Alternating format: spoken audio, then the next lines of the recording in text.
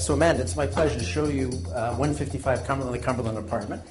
And really it's kind of the best example of modernist architecture in Toronto, and actually kind of where it all started. This is ground zero. It was done by Philip Johnson in 1961, and the city has protected it, and it really is spectacular. So the heritage aspects, the staircase has his fingerprints on it, the ceiling. Absolutely. This staircase is like one of the kind of hallmarks of what Philip Johnson and Mies van der Rohe brought to architecture.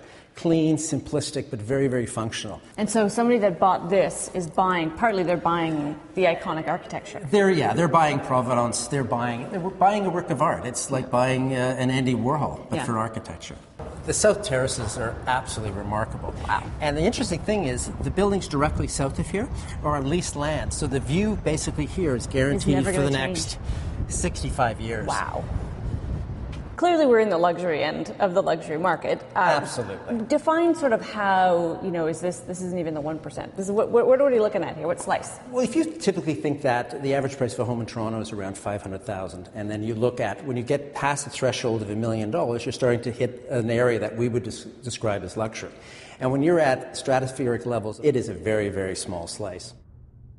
Right. So what kind of people would look at an iconic Philip Johnson designed penthouse? I think it's surprising because the number of people that actually can afford it is actually quite a large segment of the market. But how many people actually really need it?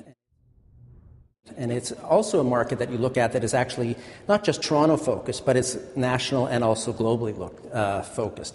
So when we're marketing it, we're looking for people that actually have a need for such an important and such an impressive apartment that need to have a presence in Toronto. Which parts of this really stand out as special? Well, I think just the scale, the architectural importance, but also the fact that there's a condominium here that has 10,000 square feet. It has 5,000 square feet of terraces, which have views of both the south over Lake Ontario and direct over the tree canopy of Toronto. So that is pretty amazing to have that much scale of outdoor space with an apartment. And then you have that iconic entranceway with the stairwell and everything, which just is no better place to entertain in Toronto. So when we talk about kind of the health of the market, there have been concerns about how real estate's holding up.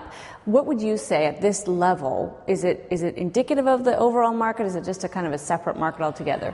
I think in some respects no market is separate unto itself. But I think that when you look at the market, there is a movement of kind of retrenchment, but also optimism. I think that we're seeing numbers come out of the United States, upward movements in the housing market, confidence levels in U.S. consumers. And I think what's happening in Toronto is that it is just kind of reinforcing that it is a stable market. It's not helter-skelter where runaway prices. It's been a conservative market that I feel very confident about.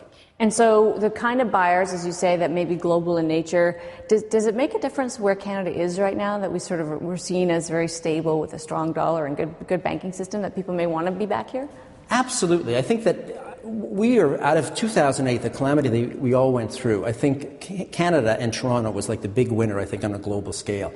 We have all the resources and all those other amenities, well-educated population, but we have stability, and we also have an attitude to the rest of the world that is very welcoming and friendly. So from a real estate perspective, it's been nothing but positive. So back to kind of the space that we're looking at here, and you look at sort of the flow of the rooms. It's clearly not made for a family of 5, or when you think of the people that might live in it, who do you picture? Who are these people? You never know. And I think that we are blessed in Toronto by having a tremendous stock of single-family homes in the downtown core where you can live and experience the benefits of living in Toronto, like the great restaurants, the art galleries, the retail, in a home where a lot of people from around the world, they're used to living in an apartment. And a family of 5 and 10,000 square feet with a 5,000 square foot backyard with a view of the city is pretty amazing, and it is really unique in the world. The kind of great wealth that is out there in the world that might come here, how many properties like this are there in Canada? There is not many. I've achieved in this building a rate of $2,500 a square foot. The Four Seasons achieved $2,800 a square foot. And we're around that level for this apartment. But typically, apartments don't trade at that level, especially in Canada. So it is a rarefied level, but it's a rarefied product. So it's special, in other words? It's more than special. It's really one of a kind. All right, we've got to leave it there. We appreciate your time. Thank you very much.